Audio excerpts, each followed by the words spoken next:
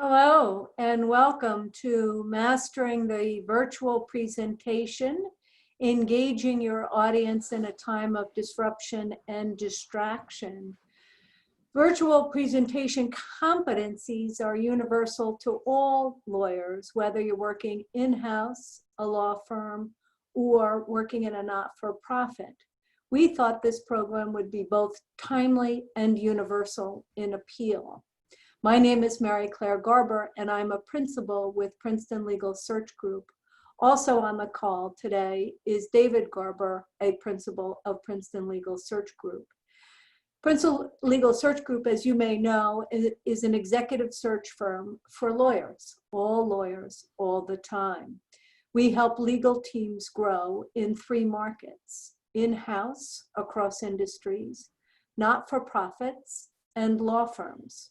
We hear universally across all markets that one of the biggest challenges is adapting to working in a virtual environment. And it looks like some form of virtual work will be the new norm. With that in mind, we have scouted the marketplace for resources to help you address the new norm and to adapt to virtual meetings and presentations.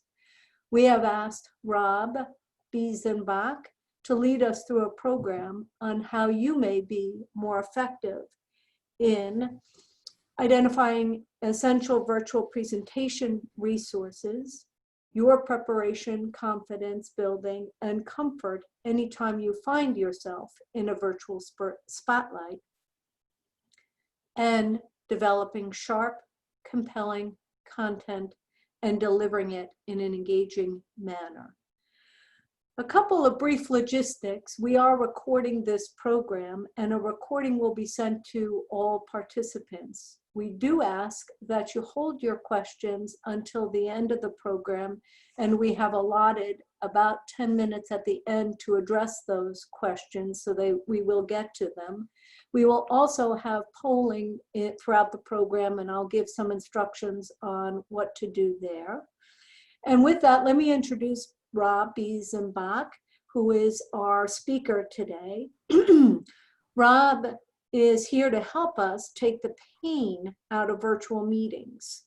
He is fighting to put an end to death by PowerPoint and to make the world's boardrooms, ballrooms, and meeting rooms, virtual or otherwise, safe again for audiences. He's doing that one speech, one consulting engagement, and one book at a time. He is also a Second City trained actor who uses principles from the world of show business to help people succeed in their businesses. Rob is familiar with our world, meaning the legal world, over his career as an independent consultant, press secretary to the Ohio Attorney General, and communications director for the National Association of Attorneys General. He has literally worked with hundreds of lawyers and married one. So please join me in welcoming Rob for our Mastering the Virtual Presentation program today. Thank you very much, Mary Claire, and welcome to all of you. Thank you for joining. Yeah, you know, an interesting thing about this work from home world, there was a wonderful tweet or Twitter stream going around where spouses, partners, significant others, people cohabiting were learning for the first time what their partners actually do for a living. Now, my wife is an attorney, as you heard, and I thought as much as I know about the law and attorneys, I didn't quite really understand on the day-to-day level. And what I've gathered is she spends most of her day in meetings. She's an in-house counsel, so it is one virtual meeting after another. Even when she's not glued to the screen, she has an earbud in and she is listening along. So we're all doing a lot more of this.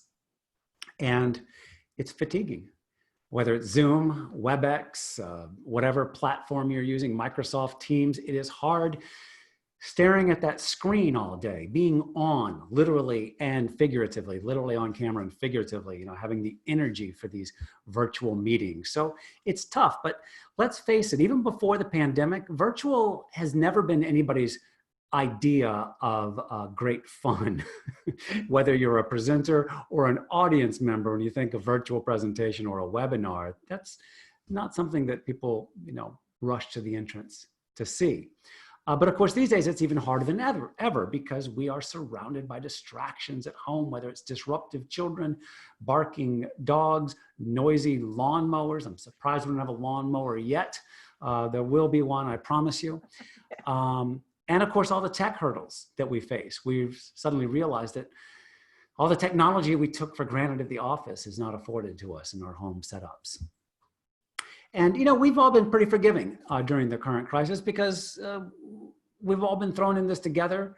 We're empathetic, but I wouldn't count on that goodwill lasting forever. In fact, I'm starting to see people's patience kind of wear thin. It's like, come on, really? You haven't found the share button yet? How many months have we been doing this? So I wouldn't count on that to persist for too long. And also, like it or not, as Mary Claire says, this is going to be with us for a long time. Virtual is here to stay, not just however long the pandemic extends or bounces back, but you know, companies are announcing they're not coming back for a long time. Some are announcing that they're letting their people work from home forever. And a lot of, you know, workers are saying, I just assume work from home. So it's important for us all to really up our game when it comes to virtual. Why? Well, it's hard enough to get people's attention in real life, but in a virtual world, it's really hard. And the better you can do it, the better you will be able to keep people at attention. And attention leads to actual understanding of what you're talking about, which ultimately leads it to buy-in, approval of whatever you're trying to communicate in your presentation or virtual meeting. If you want agreement on strategy or direction or buy off on a program or whatever it might be. And of course, there's a bit of credibility to it too, as well. People judge, and they judge for all kinds of reasons. And one of the things we are judged on is our competence, even at something that maybe we're not expert at, but we should at least be adept at. So we're going to talk about three big things today. We're going to talk about how to master the technology for the virtual world, especially from home. We're going to look at how you optimize your content and how you deliver it in a way that is compelling and engaging. And in fact, I'd like to hear from you. We're going to take a poll. What is of greatest interest to you of these three things? Is it the technology? Is it the content? Or is it the delivery style? So we'll get that poll up here. We'll go ahead and vote while I adjust my webcam. We're having a little bit of a difficulty. If I click on the poll, Rob, it will stop the screen share. Is it possible for... Here.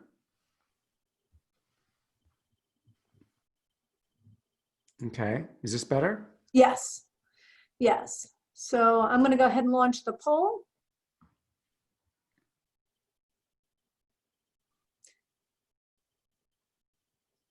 All right, so this is interesting. I've done this a number of times, asked this question. We're going to see if you all are in the mainstream of what other audiences have felt was most important. Still some coming in. Usually content development, and well, I'm not going to lead you. I'm not going to lead you on this. I want to hear what you have to say. Counsel, leading the witness. Do not do that. All right. Okay. I think that's probably a pretty good gauge at this point. We're ready to close out the poll. What do we got? And I make a note to myself to write this down. So very interesting. Usually content development and delivery technique run neck and neck, and technical tips are in third, but there seems to be some appetite for the technical stuff, but delivery technique is really the big thing. So I will do my best to adjust as we go along to give the attention where you most want it. Let's see here. But the other thing is, sometimes you don't know what you don't know, right? So I And am Rob, going to give you, just so yes. that you know, we have 3 additional in the Q&A, 3 additional people also said delivery. Oh, okay. Right, Boy, so- hands down for delivery. Hands down. You know, I could do one of those things that, you know, is a great cliche in the speaking business, toss aside my script and just, you know, go with the flow. But I do think the technical tips are important because it's a baseline. And if you don't have your act together technically, it could be really distracting for people. And I continue to see problems crop up all the time. So we are going to look at technical. We are going to look at content. Maybe I'll trim it down as I go and really hit that delivery hard. All right, so if you remember nothing else about today, number 1 rule of a virtual presentation is everything on 11. You don't have to be a fan of the movie Spinal Tap, although it certainly helps, to understand what that means. 11 is 1 better than 10.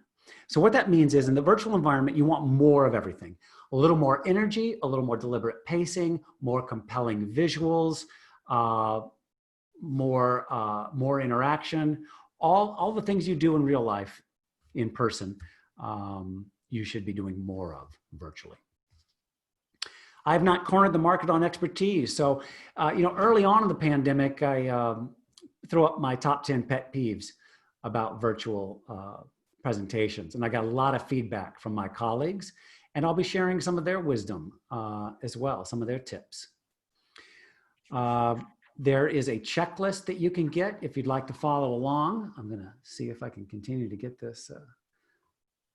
My tripod broke just yesterday. And yeah, so you can get this checklist by following this link. It's a 35-point checklist, everything you might want to know. We'll be having this, we'll put up this link later as well. And it'll be in your handout because you will be getting a handout once you get the recording. This has resources, links to other information, and some of my tech tips for equipment that you might want to use. So let's jump into the technology. First of all, you want a decent setup. I'm going to give you a number of tips, but if you focus on 3 things. These are the 3 most important things to deliver a quality virtual experience. Number 1, a strong internet connection. We've all been dismayed to discover that our home Wi-Fi is not really sufficient for these kinds of calls. So some people get Wi-Fi boosters or stronger Wi-Fi. The very best answer is one of these. And I've recently discovered how old-fashioned, this is like Back to the Future. This is so old-fashioned that I thought it was pronounced Ethernet, and I was informed it's pronounced Ethernet. Get yourself a hardwired cable going to your router. That's going to give you the strongest possible signal. It's really, really important because that's probably 90% of it. Anytime you see somebody, they're pixelated in their image or their voice gets modulated, or they cut in and cut out, it's probably their Ethernet signal. Next is audio. Take care of the audio. You don't have to have a studio level microphone like I do, but you do need something better maybe than what comes equipped in your computer. You have all kinds of options for audio. You can use earbuds, AirPods. This is going to be a fun adventure watching my camera go. A friend of mine, David Fisher, he recommended a clip-on microphone is something that he uses. For $20, you can get it on Amazon. It's superior to your computer's regular microphones. But you can call in on a cell phone, a landline if you've got one of those, use a professional headset. Adam Fuss recommends that you test it out. See what works best. Phone a friend or do a Zoom recording and try the different options and see which delivers the best audio quality. Because again, if the audio is no good, it's just going to be distracting for your audience. Next, get a quality webcam. If you can. It's not essential, but most built-in webcams are not very good quality. So now, finally, for the rest, I gave you the top 3 tips. Oh, And let me, you're seeing my timer, your notes. Okay. And now for the rest. Thank you. So, lighting. I recommend that you bring every light in your house into your office space, because I guarantee you, sorry, it's so funny how I just talk about a flawless technical performance and I'm having my own little tech issues. Let's see if we can get this going again. That's out my window. All right. We're just going to roll with this. There's another important tip, is when things go wrong, just deal with it. Don't make a big deal. All right. So get some decent lighting. As you saw, I have windows in my office. The best light is natural light, but do not do this. Do not put yourself in front of the window. You'll get this embarrassing witness protection program look. Elevate your screen, eye level or a little higher. This is not a flattering look and it's distracting.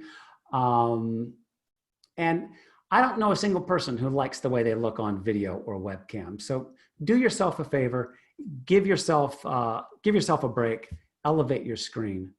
Oh, who can guess who this is? I'm going to give you a second.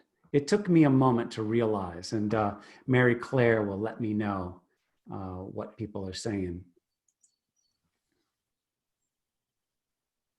Has anybody guessed yet? Nobody's guessed yet. Oh, yes, yes. We got one. We there, yep. Matthew McConaughey. They're all, yeah, those that are guessing correctly. Yeah. You are correct. It is Matthew McConaughey. Oh. And I love this tweet saying, oh my goodness, if Matthew McConaughey looks like this in a Zoom call, just imagine what the rest of us look like. At the next poll, I'm really going to work this webcam over. So no pressure at all. But like I said, do whatever you can with your video and your sound and your setting to deliver a quality experience that makes you feel your best. And the better you feel about your appearance, I think the better you will perform. So pay attention somewhat to your background. I am really gonna kill this webcam.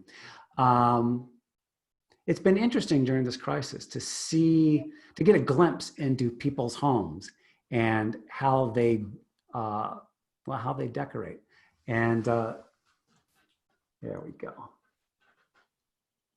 Elevating the screen. Okay. So do a little bit of set dressing. I've worked with many attorneys, wonderful people. I did know this one attorney who, my goodness, their office was 10 times messier than this. If that helps you with your productivity, that's great, but it doesn't help you on one of these calls. So try to eliminate or disguise the clutter. Don't go too far overboard though. Don't go for the hostage video look where it's just you pressed up against a blank wall. All right, that's the setup. Lights, camera, action time. When something goes wrong with your computer and you call IT or customer service, what is the first question they ask you? And go ahead and type it into the window. Let's see who gets this right. We're in the Q&A. In the Q&A. So we have things like, have you rebooted? Yeah, have you rebooted? Yes. Turn off your computer. What system are you using? Sure. Well, rebooting is the answer I was looking for. Rebooting cures a world of ills. And before I do any major presentation virtually, I try to reboot, because otherwise you have a lot of programs running in the background. You have, your computer becomes unstable. It gets bogged down. So give yourself a break, reboot, and do a little desktop hygiene. Hide some of those files that may be embarrassing, confidential, or incriminating. And use your webcam. I actually got a piece of feedback from a corporate person who said, actually, our policy in the office is not to use webcams because it hogs so much bandwidth. So I understand that, but whenever you can, you know, it's bad enough. Virtual is bad enough when you're not in the actual room with people, but them not being able to see your face and your expression really detracts a lot. So use the webcam. That adds a big component. And I know a lot of people don't like to use them, apparently because, you know, you don't want to get dressed up or fixed up. That's a common problem. Apparently Walmart is selling a lot more tops than bottoms. So that's the good news. That's the good news. Pants are optional. I'm not going to prove it to you now, but I am wearing pants. Here's another important tip. It's hard to remember. Look at the lens when you're speaking, not at the screen. As attractive as you may be, you got to look through the screen at the people you're talking to, like you're looking them in the eye. And Catherine Johns is a friend of mine. She says, if it's hard and disconcerting for you to look at a lens, picture somebody on the other side, your ideal client, or it could be a favorite person, family member, pet. You can even, I know people who will tape a picture of their dog up over their webcam just to remind them that they need to keep an eye on their audience and really connect with them.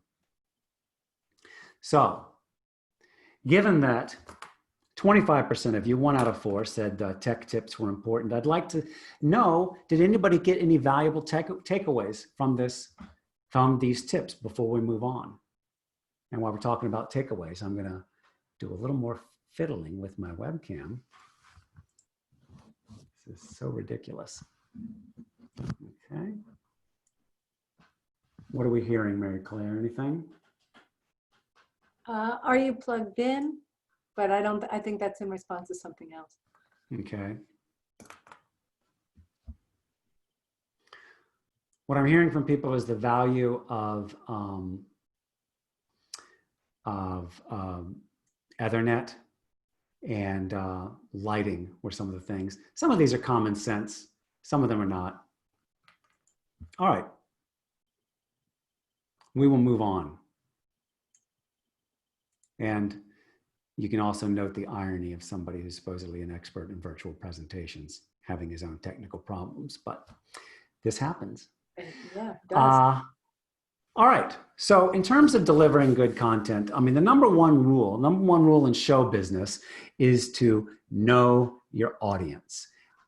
So there's always some questions you want to ask about your audience. And the number one thing to remember about a virtual audience is that we are distracted. We're distracted in real life, in person, but on a web call where the audience is cloaked in anonymity, they could be shopping, doing social media, email. Some of you may be doing that right now, catching up on the news. So that's what we're competing with. So what you have to do is you have to start fast, out of the gate. Don't spend a lot of time in housekeeping, get right down to business and change things up. There is some science behind the fact that after 10 minutes, people start to tune out. So you need to change gears, switch topics, open it up to Q&A, take a poll, show a video, do an exercise, whatever it is. Just don't keep on doing the same thing over and over again. Another key question about your audience is, what do they want? It's not about what we want, it's what they want. So tuning your content to their needs and desires is really an important first step. So how do you focus? This is the problem with subject matter experts. We know so much, it's so hard to filter our content and decide what to keep and what to toss out. Generally, less is more, especially virtually, less time. Jay Baer is a noted expert, and he said, if you're thinking about a 60-minute meeting in person, maybe cut it down by half or 25% virtually. Understand that you can have more than one bite at the apple. There are lots of ways to get your point across. You could send information in advance. You could have a handout, a leave behind. You can follow up with a link, video, white paper, more information. So don't feel like it's all writing on the 20 or 30 or 45 or 60 minutes you have. You may be familiar with this construction, know, feel, do. That's basically asking what you want your audience to know, what do you want them to feel, and what do you want them to do? And really just make a list. It it makes a big difference. I do this with every client. We actually put it out on flip charts. And I had a client, I went to visit her one time, and she, in her office, she had our original, what do you call it? The big sheets up, not a whiteboard, but the flip charts up with each of these things graphed. And I said, wow, that's great that you kept that. And she says, I look at it every day because it reminds me of what I'm all about and what I need to communicate, which is, I love that. So no, that's what you want them to think. That's the knowledge, the information. That's the easy stuff. If all you're communicating is information, that's really a waste of people's time. What you want is you want to jump to that upper level. You want them to act in some way. You want them to think or act differently. You want them to do something. And often the key to getting them to change their minds is to win their hearts with an emotional appeal. And I'm not talking like an Oprah moment, but there is tremendous amount of neuroscience behind the fact that we do not make decisions based on logic. We make it based on emotion, an appeal to ego, security, pride, shame, whatever it might be. You got to have that emotional core to your message. Overall, less data. Evidence is important. I'm not saying that it's all emotion. You do have to have evidence. You do have to have data, but don't hit people over the head with it. You have to have a narrative. There has to be some cohesive narrative structure to what you're talking about. And storytelling is, without question, the most powerful form of communication at our disposal. Study after study shows that if you want to break down walls with an audience, build trust, influence them to act, nothing beats a well-told story. In fact, this is my most popular talk is on storytelling in my most popular book. And when you're thinking about a narrative, too often as problem solvers, solution providers, we jump to solution. But you can't get buy-in for a solution until people agree that there is a problem or agree on what the problem is.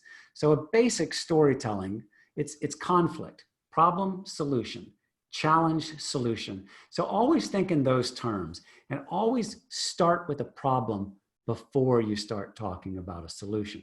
Think about a narrative. Now, the final aspect of great content is compelling visuals. Death by PowerPoint is even more fatal in a virtual world. And there's data to support this, that words on the screen do not enhance understanding, audience understanding, they actually undermine it. What works better than words? Pictures. There's something called the picture superiority effect. And one study showed that when people were given information in text form, 3 days later, they retained 10%. But when they were given in picture form, they retained 65%. So images, 6 times stickier than words. It also creates cognitive overload. What happens is there's only so much we can pay attention to. We can watch you speak, we can listen to your words, we can read your slides. We can't do it all. The message gets muddled. And I know we like the security of having our script on our screen, but there's lots of other places to put your script, especially virtually. Put it in your notes, physical, or within the PowerPoint itself. So here are some quick solutions. I'm not saying that your slides are all going to look like this. This is kind of TED's style. This is not going to work for every presentation. It's not even going to be worth the effort for every presentation, but for a high stakes presentation, yeah, it's important. And the first one is 1 idea per slide. If you have 5 or 6 ideas, you're going to be spending forever on the one slide. People are going to get distracted. They're going to get lost. So you really need to dig in to 1 single idea per slide.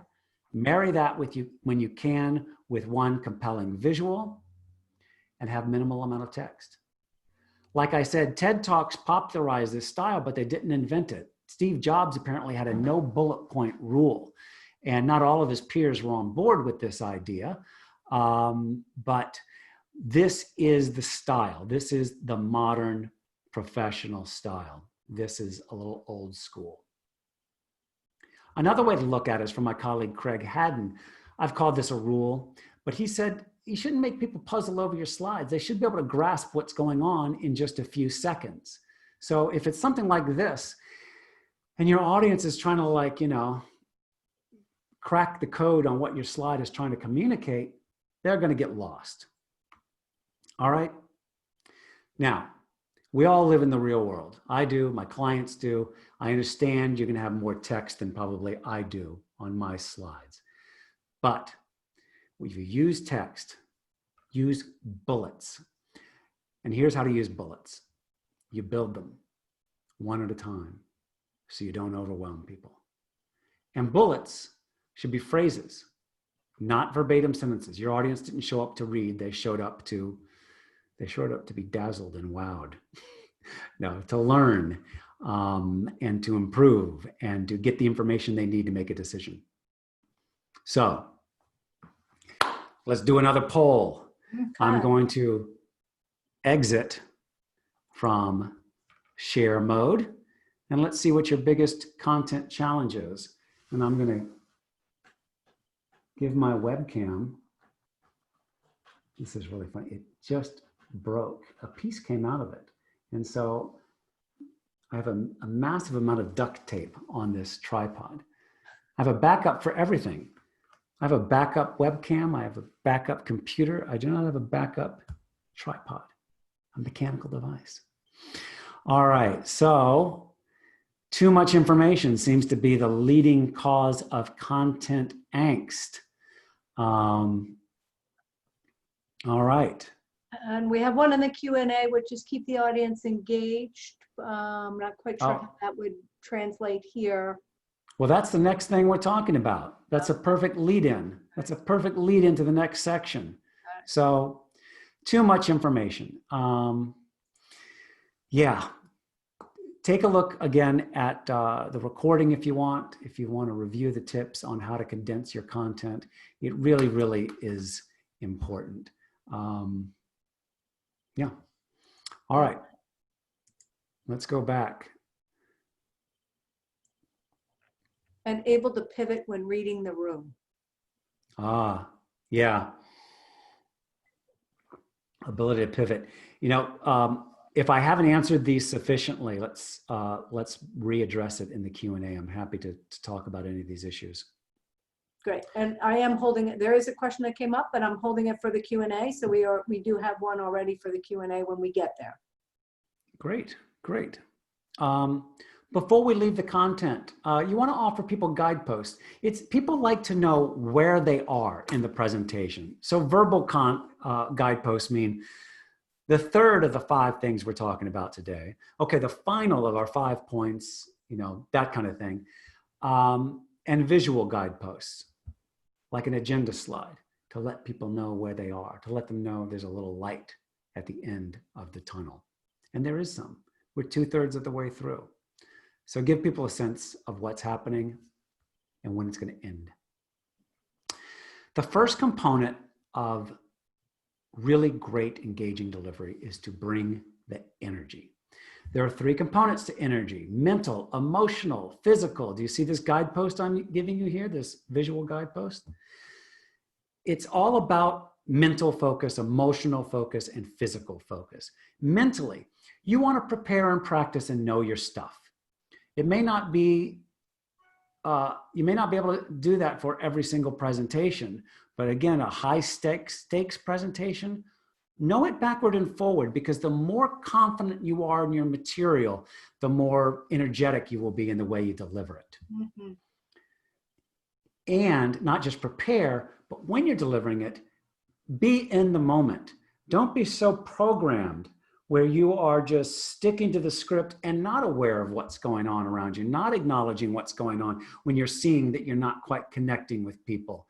And this can be a tough thing if you are, if you're giving a presentation over and over again. It's very easy to just sort of tune out and go on autopilot. But when you tune out, your audience will sense it and they will check out. I promise you. And this is a tip from acting. When you see a performance of a show that you know that actor has performed 3,000 nights in a row, and yet they do it with incredible realism and energy, it's because they're not just reciting a script. It's because they are living and breathing and experiencing every idea and emotion as they say them. It's about being connected to the material, connected to your audience at all times. Honestly, if you display the proper energy and you've got a big presentation and it is high stakes, you should be fairly exhausted by the end. There's also emotions that come into play. You should be able to deliver your ideas with passion. I know sometimes with experts, it's a feeling like the more passion I put into it, I'm like overselling. I want this professional detachment.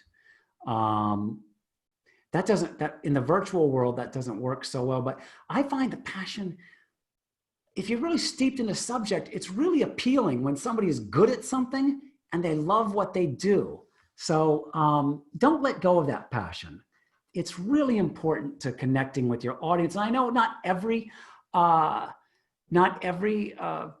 topic is going to be something you're passionate about. You might have a really difficult, tough message to deliver. So at minimum, you want conviction. It means you believe what you're saying and you sound like you believe what you're saying. You are committed. A big part of that is inflection. A study was done of call center operators and levels of customer satisfaction. The number one factor in satisfaction with the call center operator experience for customers was the amount of time they spent listening. The number two factor was inflection. What do I mean by inflection? It's the difference between a call center operator who's going through the motions and just reading the script that corporate has given them and walking their way through a decision tree. Oh, I'm so sorry, sir. I have a fix for that problem. I will walk you through the steps. Versus, oh, I'm so sorry you're experiencing this, but don't worry. I've got a fix for you. I was just talking to somebody else. They have the same issue. We're going to get this solved for you right away. That's a big difference. And finally, there's a physical component to energy. And the first part is volume. Volume, volume, volume. You should be a little bit louder than life. If I was talking to you like this in kind of a quiet tone of voice, it would be hard for you to maintain your interest because I don't sound interested. Posture counts, sit up, or even stand up. I know I've done virtual presentations, sometimes standing up, which can be a very good way to go to keep your energy going, but to stay, in the game and not let it drain out of you. And finally, a subtle point. You'll want to keep things moving forward relentlessly, like a well-run train, not like, I guess the CTA here in Chicago, but like our Metro train. It stops and starts at predictable times, and it very rarely goes off the rails. So you want to think of yourself as a train, not a car. You're on a road trip. You might take the scenic byway. You might stop to go antiquing or for a picnic. The rhetorical equivalent of being the car and not the train is, first of all, hesitation, where you're kind of stopping and starting and backtracking and all of that. That's really unappealing, and it's very hard for people to listen to when you're doing a lot of that. And the other thing, of course, is tangents, when you just go off on tangents. And especially if, like everybody's saying, they're overloaded on content. If you've got too much content, tangents can be a real issue. So stick to the plan. Be the train. Move ever forward relentlessly as much as you possibly can. And you want some level of interaction. Q&A is the easy way to do it. Sometimes I intersperse Q&A. Sometimes I put it at the end. For this one, we decided to be best to put it at the end. But keep people engaged throughout. Ask them questions like I've been asking you. I mean, you could have them do a true or false. True or false. It's more important than what you say is how you say it. Who agrees with that? And then you can address that question. You can give them options. The three components of energy are emotional, physical. Who wants to guess the third thing? Anyone? Anyone? Bueller? This keeps them on their toes. And also bigger questions. I just talked about the challenge of cutting down your content. Who has a great solution for me? Or what's your biggest challenge when it comes to content? Share that with the group, and let's tackle that together. Polling, as you've seen here, people love to vote. Not necessarily in our national elections or local elections, but in occasions like this. We want our voice heard. I've been surprised at how well breakouts work virtually. It's seamless, it's easy, it's a great way to get people involved, whether you're doing this might be for some kind of team event where you're trying to get people to come up with solutions. You might have them problem solve in small groups and come back to present to the rest. It won't be useful for every occasion, but for some of them, I love breakouts. Whiteboards, if you're into that, you can draw pictures, you can record people's comments. You can also type it in. You don't have to actually, use the drawing function. And one of my favorites, keep people on their toes. Call on people and let them know. Maybe let a few people know ahead of time that you're going to call on them. But don't let everybody know who you're going to call on, because that will make sure they stay tuned in. If you say, occasionally I'm going to be calling on people to share your own expertise. And so you might get to a part and say, I was just talking about this IP issue the other day with Susan. Susan, can you let us know what you said in that meeting, because it was so insightful, and then have Susan pipe up and offer her feedback. That way, people are less likely to tune out. All right. I know you said delivery was your number one thing. I am happy to expand on this in the Q&A. We're going to have ample time for that. So if I haven't answered your questions about delivery, put them in the Q&A. I'm happy to, we can only touch on so much. But right now, I want to see if opinion has changed. At the beginning, I asked you this question: what was most important to you? Now I'd like to find out what was most valuable and if anything changed. I will once again give my webcam a little boost here. There's where it should be, way up there. Let's see if I can do this. That might help things. I'm probably giving everybody vertigo. This is hilarious. All right. All right, so we'll end the polling and we'll share the results. Okay.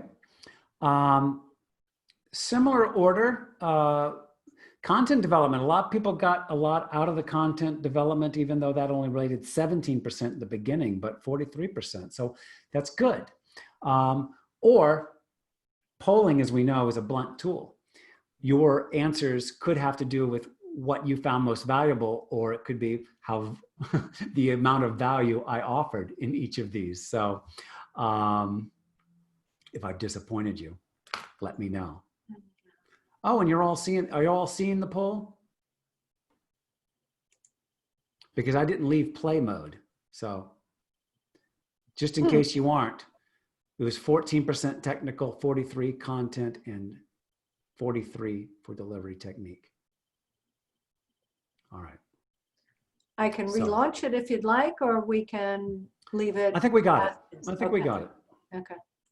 All right. I'm going to point you toward a few resources. Once again, the handout will have a lot of information for you, including some of my, I am not a tech wizard. As you can see, I know enough to be dangerous, but I also network with a lot of professional speakers. And so I've provided some equipment that I use and some equipment that's been highly recommended to me. I really recommend that if it's not a huge investment. Lighting, webcam, Ethernet, and a microphone. You can get all that for $100, $200. The checklist, again, there's the link once again. It will be in the handout that you'll be receiving.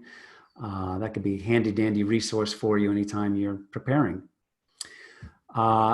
If you need anything from me, I'm happy to get in touch. If you can spell my name, you can find me online in many of the usual places. I've got lots of YouTube videos, blog posts on my website, and other resources you can tap, as well as some of my books. I have 3 books. My most recent one is on storytelling. Another one on presentation skills, which mostly covers the real world or in-person presentation experience. So do feel free to reach out to me. My email is on my website, or connect with me on LinkedIn. I'm happy to answer individual questions you may have. And with that, Rob, we do have a couple of questions that are here. As I mentioned, I was holding some of the questions till the end, so there are some that have been here. One is, will you be speaking of how many slides per hour? I have a typical rule of 1 slide per 5 minutes, avoids death by PowerPoint, and exhaustion. Your thoughts? My thoughts are, I'm going to change my webcam. Do you see me now? I see you fine. Okay. Am I all tilted and crazy? I just switched my webcam. I've given up on this tripod to my regular built-in webcam. Okay. So, okay, I have a few words to wrap up, but we'll do the Q&A right now. The number of slides, is that the question? Yes. I have a typical, it says I have a typical rule of 1 slide per 5 minutes, avoids death by PowerPoint, and exhaustion. Your thoughts? I would say 5 minutes is a long time for a slide, actually. It is, especially in a virtual environment, because people will get bored.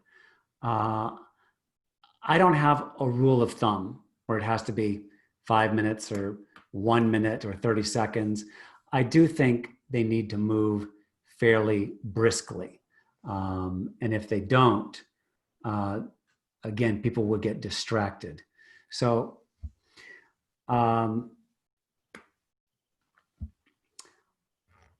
like I said, there's not a rule of thumb. I would say no more than a minute, actually. And I know this will mean you'll have a lot more slides, but if you're doing 1 idea per slide, that shouldn't be a stretch. The other thing you can do is turn off the slide or put a blank slide in your deck. So you're not just having the same slide up. Once you've made your point, you could just go to a dark screen and just talk, or just go to camera. Okay. And then on that note, a related question, I think you've addressed it. I just want to make sure we cover all the questions. Can you recommend a resource to find images to use in your presentations? And I think that's in the handout. I know this by way of example that I did go to that site, and I have used some of the resources that are on that handout, and they're excellent, particularly the pictures. But if you would like to go ahead and address it further, feel free. For images, okay. Yeah. The number one thing I would say about images, and I know I'm preaching to the choir, is consult an IP attorney. I use professional stock photography that I pay for and get licensed because I'm a professional speaker, and sometimes I charge people for as often as possible, I charge them for my programs. So if I was using unlicensed images or just grab something off Google, that would get me into trouble. But on that resource sheet are a list of websites that many people use to get free images, like Unsplash. And there's even something called freeimages.com. You'll get the links. My wife is an IP attorney, but she's also assured me that she's not my lawyer. I've talked to other IP attorneys. And as we all know, every attorney has a different interpretation and appreciation for risk. What I have heard is that when you are giving maybe an internal presentation or one for educational purposes, and there's lots of definitions around that, then you can get away with free images. But if you're going to an event and people are paying, even a conference where registrants are paying. Some say, that you need professional stock photography. I probably beat that to death, but it's a big source of controversy among people who present. As a layperson, again, I can tell you that I've used that resource sheet and went to the free photo section and have incorporated some of those free pictures into presentations. Some of them are great quality, yeah. Yeah, yeah. It's a question here is, would you give me 3 pointers on being a good storyteller? Oh, yeah. First of all, everybody is capable of telling a good story. It's just important to have the tools. I think number one, don't put too much pressure on yourself. People think of storytellers, they think of Mark Twain, they think of Oprah, they think they need to send people off their chairs in gales of laughter or fits of tears. That is not necessary. All you need to do is form a connection with people. So number one, don't put too much pressure on yourself. All you need to do is make that connection. What you want to do is you want to connect with people where you share an experience that's a common touchstone. On the way here, I was stuck in traffic. I just had the worst technical snafu. These are the things that people can relate to, and we'll just sort of give that nod of recognition and that connection. That's the second thing. I think that's two things. The third thing is every story must have conflict. So I have a 3-part story structure: character, goal, challenge. A story is all about a character in pursuit of a goal in the face of some challenge or obstacle. Romeo and Juliet are our characters. Their goal is to be together. The challenge is their families hate each other. And the final X factor, of course, is a resolution. Do they resolve their challenge? They do end up together in death, if not the afterlife, but maybe not in the way they intended, obviously. So use a structure: character, goal, challenge. Make sure there's a conflict there. Don't put too much pressure on yourself. Just go for connection. And keep it short. Bonus tip: shorter is always safer.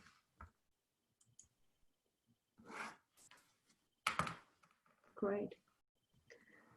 If there are any other questions, certainly feel free to enter them into the chat box. Those are the 3 that I see that came in while you were speaking. Wanted to make sure we address those 3. If there are others there, we've got a couple more minutes before wrapping up. Yeah, I'm happy to answer anything on the topic of virtual presentations or stories. Like I said, that's a big emphasis of mine. Interpersonal communication, engagement, fighting Zoom fatigue among the people you work with. Yeah. All right. I will wrap up, and we'll still have a few minutes if there's any other remaining questions. But, it's become a cliche that we live in these unprecedented times. It's an age of disruption. It's an age of epic distraction. We're all dealing with it. And to use one more cliche, this is going to be the new normal for quite some time, even after maybe we get past this current crisis. So it's an incumbent on all of us to pay attention to this and get as good at it as we can. And like I said, I belong to a group of professional speakers, and everybody's on the hunt for the latest and greatest bells and whistles, all the cool things you can do. I know speakers who have multi-camera setups. You can do more elaborate polling. You can do word clouds, gamification, all kinds of stuff. I generally prefer to keep it simple. The more complex you get, as you've seen, the more opportunity for things to go wrong. I think if you can take care of these things, if you can deliver technical performance as close to flawless as you can. If you can optimize the content with your audience in mind, especially a virtual audience, and if you can deliver it in an engaging way, then you've got it covered. If you can do those things, you're going to go into every virtual communication or presentation with more confidence, more comfort, and ultimately more competence and effectiveness at not only the presentation itself, but getting your message across and accomplishing whatever your goal might be. So, Good. if there are any other questions, I'm happy to answer them. Otherwise, I'm also happy to gift you an extra 3 or 4 minutes in your day. Okay. No additional questions have come in. On behalf of Princeton Legal Search Group, we would like to thank Rob Biesenbach for his exceptional delivery of the PowerPoint presentation this afternoon and giving us tips, techniques, content, and delivery strategies. And to everyone who was able to join us, thank you for participating. We hope that there has been some value add to both your day and some additional resources. And we look forward to seeing you again at additional programs. Thank you. Thank you. Bye-bye. Bye.